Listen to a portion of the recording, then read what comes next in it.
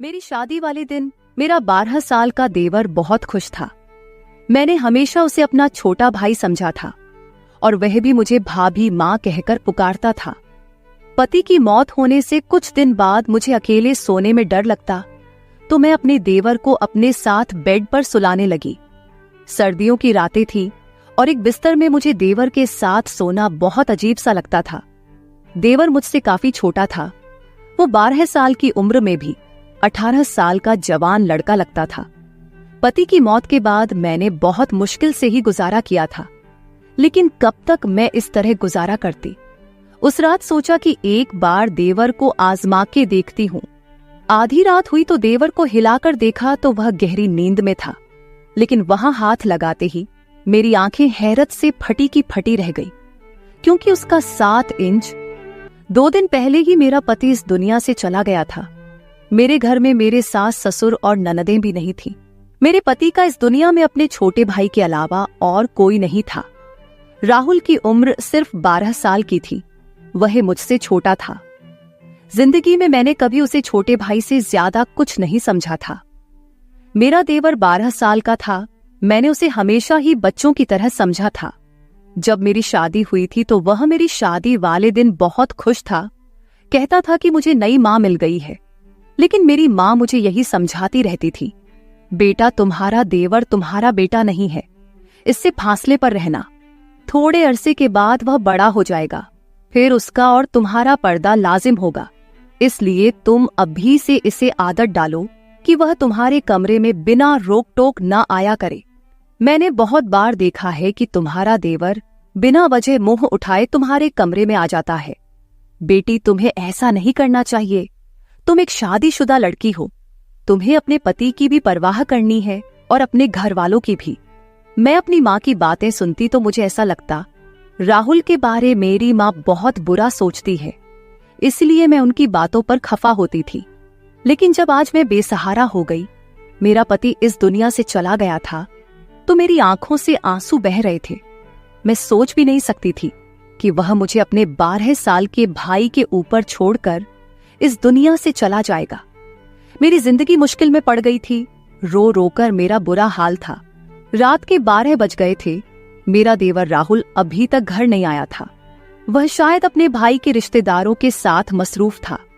मेरा दिल इसी बात से संतुष्ट था कि वह घर नहीं आता तो ज्यादा अच्छी बात है, क्योंकि अगर वह घर आ गया तो मुझे भी गैर महसूस होगा।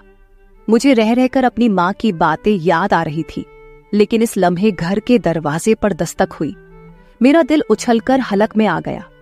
मैंने सोचा कि पता नहीं कौन होगा, मगर बाहर से राहुल की आवाज आई, भाभी दरवाजा खोलें, मैं हूं। मैंने डरते डरते ही दरवाजा खोला था। आज तो मुझे ये घर जंगल जैसे मालूम हो रहा था। समीर मुझे छोटा सा भेड़िया लग रहा था। पता नहीं क्यों मैं उसके बारे में इतना बुरा सोचने लगी थी। भाभी, आपने खाना खाया? उसने मुझे मासूमियत से पूछा था। नजरें झुकी हुई थी और साथ ही हाथ में एक थैली रखी हुई थी। थैली में चावल थे। चावल होटल वाले लगते थे। उसने एक प्लेट में चावल डाले और मेरे सामने लाकर रख दिए। भाभी, मुझे खाना बनाना नहीं आता। मैं आपके लिए बाहर से लेकर आया हूं। आप खा ले, वरना यूं ही भूखी मर जाएगी। मैं अपने भाई के बाद अपनी माँ को नहीं खोना चाहता। राहुल की आंखों में भी आंसू थे। कहने को तो वह मुझे माँ ही कह रहा था, मगर फिर भी माँ की बातें मेरे जहन से निकल नहीं रही थी। भाभी, आपको फिक्र करने की जरूरत नहीं है। मैं आपका सहारा बनूंगा। आप इस घर से कभी मत जाना। वह बड़ी जज्बाती बातें कर रहा था, लेकिन मेरे जहन में बहुत सारे गलत विचार घूम रहे थे। फिर उसने एक अजीब बात बोली, भाभी, आप इस कमरे में सो जाए। दूसरा कमरा तो छत के करीब है। मुझे ऐसा लगता है कि आपको छत वाले कमरे के पास नहीं होना चाहिए। और अब तो सब लोगों को पता है कि हमारे घर में भाई की मौत हो गई है, तो कोई भी बुरी नीयत से हमारे घर आ सकता है। मैं हैरान थी कि राहुल इतनी छोटी उम्र में ऐसी बातें क्यों कर रहा है। क्या उसे किसी ने कुछ कहा है? मगर जो बातें उसने की थी मुझे ठीक ही लगी थी। मैं उसके कमरे में चली गई। राहुल का कमरा दूसरी तरफ था, जबकि मैं और मेरा पति छत के करीब वाले कमरे में रहते थे। मुझे बहुत अजीब लग रहा था। आज पहली बार मैं अपने कमरे के अलावा दूसरे के कमरे में आई थी। मगर जो कुछ मैंने अपने देवर के कमरे में देखा, मेरी तो आंखें फटी की फटी रह गई थी। कमरे का दरवाजा बंद करते ही मेरी नजर ऐसी चीज पर पड़ी थी जिसने मेरे होश उड़ा दिए थे। वैसे तो वह 12 साल का बच्चा ही लगता था, लेकिन मेरी माँ की बात सही थी। राहुल जो कुछ कर रहा था वह एक बड़ा और एक समझदार आदमी ही कर सकता है। राहुल के कमरे में अपने जेवर देखकर मेरा खून खोल उठा था। मैंने तो उसे कहीं जगह पर कहीं तालों में छुपा रखा था, मगर यह सब कुछ राहुल के हाथ कैसे लग गया? बात बड़ी अजीब सी थी। मैं दिल में सोचने लगी कि मैं सुबह होते ही इसे इस बात का सवाल करूंगी, मगर उस वक्त मुझे सख्त नींद आ रही थी। मैंने दरवाजे को अंदर से कुंडी लगाकर अच्छी तरह लॉक कर लिया और फिर सोने की तैयारी करने लगी। पता नहीं क्यों मुझे बहुत नींद आ रही थी। हालांकि 2 दिन से मुझे ज्यादा नींद नहीं आ रही थी, पर आज मुझे लग रहा था जैसे राहुल के लाए हुए चावल खाकर मेरी आंखों में गहरी नींद आ रही थी। दिल में सोचा कि कहीं चावल खाने से मुझे नींद तो नहीं आ रही, मगर इतना तो मुझे मौका ही नहीं मिला। जब मेरी आंख खुली तो सुबह के 10 बज रहे थे। मैं हैरान हो रही थी कि आज मुझे इतनी नींद कैसे आ गई। हालांकि 2 दिन से मुझे बिल्कुल भी नींद नहीं आ रही थी, लेकिन आज चावल खाने के बाद मेरी आंखें ऐसी बंद हुई जैसे किसी को शराब पिला दी गई हो। मैं हैरान हो रही थी, ऐसा होना तो नहीं चाहिए। मेरे दिल में बार बार एक ही ख्याल आ रहा था कि कहीं राहुल के लाए हुए चावलों को खाकर मैं बेहोश तो नहीं हो गई। लेकिन आखिर राहुल ऐसा क्यों करता? मैंने दिल में सोचा। आंखें मलती हुई मैं बाहर आई तो राहुल सामने किचन में चाय बना रहा था। उसे देखकर मुझे बहुत बुरा लग रहा था। भाभी, आप सो गई थी, आपको बहुत अच्छी नींद आई ना? उसने मेरी तरफ पुकारते हुए देखकर कहा था। मैंने उसे फीके लहजे में यही कहा कि हाँ, आज मुझे बहुत ज्यादा नींद आई। तो क्यों नहीं आती भाभी? मैंने आपको चावलों में सोने वाली गोली मिला के दी थी। मैंने अपने दोस्त को बताया था कि मेरी भाभी को नींद नहीं आती। उसने मुझे कहा कि तुम उन्हें खाने में नींद की गोलियां मिला दिया करो, इससे वह आराम से सो जाएगी। मैं हैरान हो गई थी कि राहुल इतनी घटिया हरकत कैसे कर सकता है। राहुल, तुम ऐसा सोच भी कैसे सकते हो? तुम अपनी भाभी को बेहोश करना चाहते थे। नहीं भाभी, मैं तो आपको अच्छी नींद देना चाहता था। अब आप अच्छी खासी तरोताजा लग रही है, ये ले चाय पिए। उसने चाय मेरे सामने रखी तो मैं शक में पड़ गई। तुमने इसमें भी कुछ मिलाया तो नहीं है? भगवान की कसम भाभी, वह तो मैंने आपकी नींद के लिए, आपके सुकून के लिए गोलियां मिलाई थी। आप कहती हैं तो यह चाय मैं आपके सामने खुद पी लेता हूं, बल्कि हम आधी आधी पी लेते हैं। उसने इस गिलास से घूंट भरते हुए मुझे दिखाया तो मैं यकीन कर बैठी। मैंने कहा कि ठीक है, मुझे माफ कर दो, मैं तुम्हारे बारे में शक्की हो जाती हूं। मैं राहुल का चेहरा देखती तो उसकी मासूमियत पर मुझे यकीन आ जाता था, क्योंकि वाकई उसके चेहरे पर बहुत ज्यादा मासूमियत और शराफत थी। मैंने आज उसे कुछ नहीं कहा था। मैं जानना चाहती थी कि वह आगे खुद से क्या कहेगा, क्योंकि जो कुछ मैं उसके कमरे में देख आई थी उसकी तो कोई माफी नहीं थी। थोड़ी देर बाद उसने खुद ही मुंह खोल लिया। भाभी, मैं आपके जेवर बेचना चाहता हूं। मेरा एक बहुत ही जानने वाला और ईमानदार अंकल है। वह हमारे जेवर बेचकर हमें बहुत सारे पैसे देंगे। हम उन पैसों से मकान खरीद लेंगे। इस किराए के मकान में हम कब तक रहेंगे? मकान मालिक तो परसों किराया लेने आ जाएगा। हमारे पास तो पैसे ही नहीं है। राहुल की बात सुनकर मैं हैरान हो गई थी। अभी तक ऐसा तो मैंने भी नहीं सोचा था। फिर वह कैसे सोच सकता था? बात बड़ी अजीब थी। मैंने कहा, राहुल, तुम्हें यह ख्याल कैसे आया कि हम एक नया घर बनाए? भाभी, मुझे आगे शादी भी करनी है। हमें सारी जिंदगी एक साथ रहना है। नया घर होना चाहिए हमारे पास।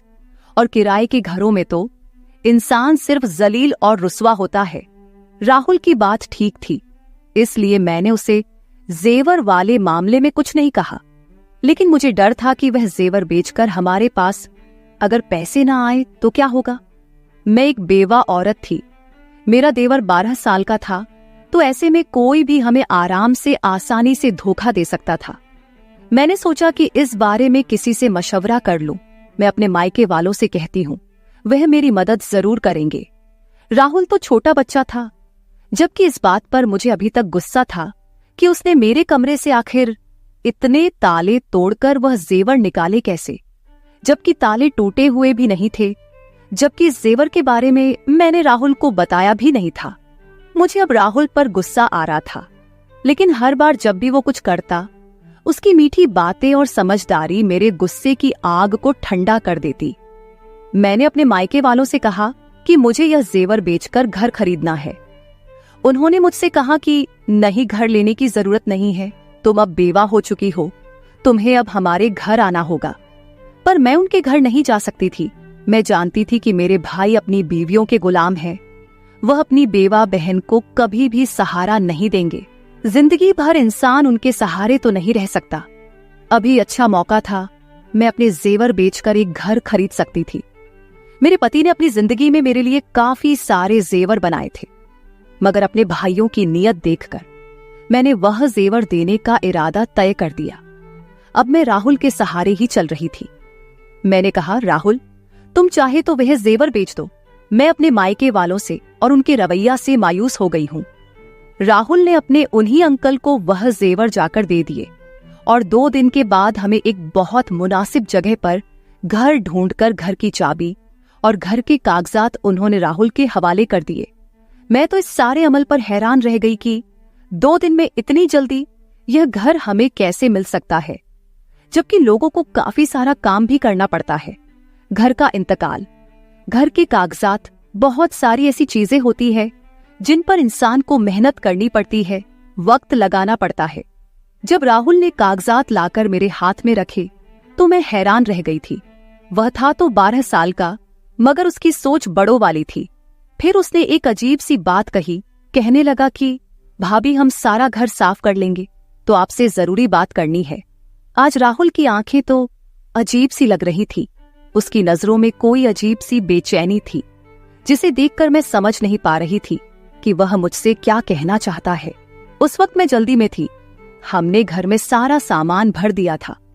अब हमें आगे की फिक्र थी कि हमारा खाना पीना और राशन कहां से होगा, जबकि मैंने तो कभी जिंदगी में बाहर जाकर कोई नौकरी भी नहीं की थी। फिर राहुल ये क्यों कह रहा था कि उसे मुझे कोई जरूरी बात करनी है? पता नहीं उसे मुझे क्या बात करनी होगी। मेरे जहन में बहुत सारे सवाल थे, पर मैं फिलहाल चुप रहना चाहती थी। शाम को मैंने सारा सामान अपनी अपनी जगह पर रख दिया था। वैसे भी हमारा सामान कम ही था, ज्यादा माल और दौलत तो नहीं थी जिसे हम लिए फिरते। मैंने सारा काम करने के बाद अच्छा सा खाना बनाया। मैं राहुल का इंतजार कर रही थी, क्योंकि वह इस घर का हिस्सा था और मैं नहीं चाहती थी कि वह बाहर जाकर गंदा खाना खाए। मैंने उसके लिए खाना बहुत मेहनत से बनाया था, बिल्कुल वैसे ही जैसे अपने पति की पसंद से पहले बनाया करती थी। हर किस्म के लाड प्यार और नखरे उठाती थी। बहुत सारा खाना बनाने के बाद मैंने टेबल पर रख दिया और राहुल के आने का इंतजार करने लगी, मगर आज वह घर नहीं आया। मुझे बहुत अजीब सा लग रहा था। उसे इस वक्त घर होना चाहिए था, जबकि रात के 10 बज गए थे। भाई की मौत से पहले तो वह शाम को तकरीबन 5 बजे घर आ जाता था और उसके बाद कभी घर से बाहर नहीं निकलता। हम लोग जब बाहर आइसक्रीम खाने जाते तो वह हमारे साथ जरूर जाता, लेकिन अकेला तो कभी घर से बाहर नहीं गया। मुझे डर लग रहा था। मैं उसका इंतजार करने लगी, यहां तक कि रात के 12 बज गए। 12 बजे उसने दरवाजे पर दस्तक दी। मैंने गुस्से से दरवाजा खोला और उस पर बरस पड़ी। कहाँ रह गए थे तुम राहुल? तुम्हें शर्म नहीं आती? मैं तुम्हारी बेवा भाभी तुम्हारा इंतजार कर रही थी। मैंने तुम्हारे लिए खाना बनाया और तुम हो कि अपने भाई के जाते ही आवारा गर्दियां करने लगे हो। आखिर ऐसी कौन सी बात है जो तुम घर में नहीं कर सकते? तुम्हें बाहर जाना पड़ता है। तुम्हारे दोस्त को इधर ही बुला लिया करो। भाभी मैं ऐसा नहीं कर सकता। उसने नजरें उठाकर मुझे ऐसे गुस्से से देखा कि मैं डर गई थी, मगर वह तो एक बच्चा ही था।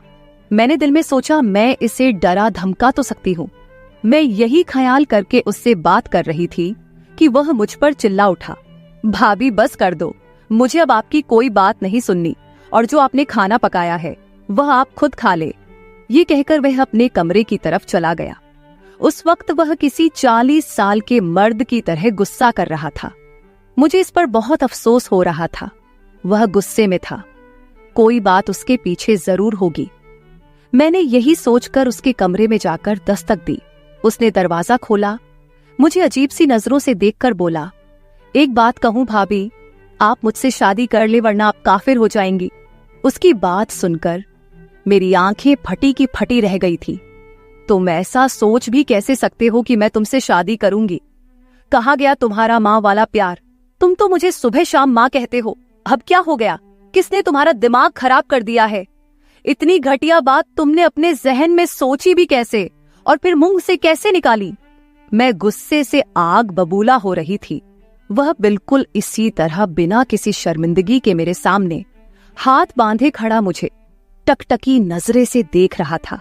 मुझे उसकी नजरों से डर लगने लगा था। मैं एकदम बोलते बोलते चुप हो गई। वहीं से वापस मुड़ी और अपने कमरे में आकर बैठ गई।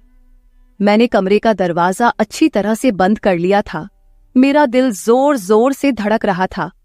मैं सोच भी नहीं सकती थी कि राहुल ऐसा निकलेगा और इस किस्म की बातें मुझसे करेगा। मैंने तो उसे हमेशा अपने बच्चों की तरह समझा था। अभी मेरी औलाद पैदा नहीं हुई थी, लेकिन फिर भी राहुल के बारे में मेरे पति ने भी मुझे यही कहा था कि तुम्हें हमेशा उसे अपनी औलाद की तरह समझकर पालना है। उसकी माँ नहीं है, बाप नहीं है, अब तुम ही उसका सब कुछ हो। राहुल की इन बातों से मुझे बहुत तकलीफ हुई थी। मैंने सोचा था कि आज के बाद में राहुल से कोई बात नहीं करूंगी। कानूनन ये घर मेरे नाम था। मैं इस घर में खुद अकेले भी रह सकती हूँ, पर राहुल ने दोबारा ऐसी हरकत की तो मैं उसे घर से जरूर निकाल दूंगी। ये घर तो मेरे पति के पैसों का था और मेरे नाम पर था, लेकिन राहुल इसमें रहने का हक नहीं रखता था। अगर वह अपनी भाभी को इज्जत नहीं दे सकता जो उसे देनी चाहिए थी। मेरी खामोशी अब गुस्से में बदल गई थी। सुबह उठते ही मैंने राहुल के कमरे का दरवाजा जोर जोर से पीटना शुरू कर दिया। फिर मुझे एहसास हुआ कि उसके कमरे का दरवाजा तो अंदर से बंद नहीं था। मैंने जब बाहर से दरवाजा खोला तो आगे से कमरा खाली था। कमरे में कुछ भी नहीं था। राहुल कहाँ गया? मैं दिल में सोचने लगी। मेरा दिल गुस्से से धड़क रहा था। मैंने बाहर वाले दरवाजे पर नजर डाली तो दरवाजा बाहर से बंद था। इसका मतलब राहुल मुझे घर में कैद कर गया है। मैंने दिल में सोचा तो मुझे उससे नफरत होने लगी। इतना सा है, उम्र भी 12 साल है और हरकतें देखो। मैंने यही सोचकर अपने मायके जाने का फैसला कर लिया, लेकिन फिर याद आया कि मैं तो इद्दत में हूं। यूं बार बार घर से निकालना अच्छी बात नहीं है। बस यही सोचकर मैं बेबस होकर बैठ गई थी। पति की मौत को महीना हो चुका था। उस एक महीने में राहुल कितना बदल गया था। मैं दिल में सोचने लगी, खुदा मुझे औलाद देता तो मैं इस वक्त राहुल के सहारे ना होती। मैं अपनी औलाद के सहारे जिंदगी गुजार लेती। मगर अब मैं इसे क्या कहूं? मेरा तो इससे कोई रिश्ता भी नहीं। जिस शख्स की वजह से रिश्ता था वह तो इस दुनिया से चला गया। आज मैंने सोच लिया था कि राहुल आएगा तो मैं उससे साफ साफ बात करूंगी कि वह इस घर में नहीं रह सकता। रात के तकरीबन 6 भी नहीं बजे थे, यानी अभी रात शुरू भी नहीं हुई थी कि मेरे घर के दरवाजे पर जोर जोर से दस्तक होने लगी। मैं तो यही समझी कि बाहर राहुल होगा, पर जब मैंने दरवाजा खोला तो सामने 3-4 आदमी खड़े थे। ये आदमी बहुत अजीब गुस्से में लग रहे थे। उनके चेहरे पर दाढ़ियां सजी थी। लगता था जैसे इस्लाम के ठेकेदार हो। उन्होंने जो बात मुझसे कही थी वह सिर्फ बहुत हैरान कर देने वाली नहीं थी, बल्कि मुझे दुखी कर देने वाली थी। उन लोगों ने कहा, बीबी तुम यहाँ अकेली रहती हो? मैंने कहा, जी हाँ मैं अकेली रहती हूँ। वह लोग बोले, झूठ बोल रही है यह औरत, यहाँ इसका देवर भी इसके साथ ही रहता है, अभी भी घर में ही होगा। ये लोग पता नहीं इस मोहल्ले को क्या समझते हैं, मोहल्ले को गंदा कर रहे हैं। मैं तो कहता हूँ कि इन्हें यहाँ से बेघर कर देना चाहिए। इन लोगों का इस मोहल्ले में रहना ठीक नहीं। मैंने कहा, क्यों भाई साहब, हमने क्या किया है? अरे बेबी तुमने क्या किया है ये तुम हमसे पूछ रही हो? तुम अपने 12 साल देवर के साथ इस घर में अकेली रहती हो। तुम्हें पता है कि तुम्हारा पति मर गया है। अब तुम बेवा हो गई हो। अपने माँ बाप के घर जाओ। यहाँ रहना है तो शराफत से रहो। यहाँ हमारी भी बहनें बेटियां रहती हैं। ऐसे लोगों को हम मोहल्ले में बर्दाश्त नहीं कर सकते। इन आदमियों पर मुझे गुस्सा तो बहुल आया, मगर मैं उनसे उलझना नहीं चाहती थी।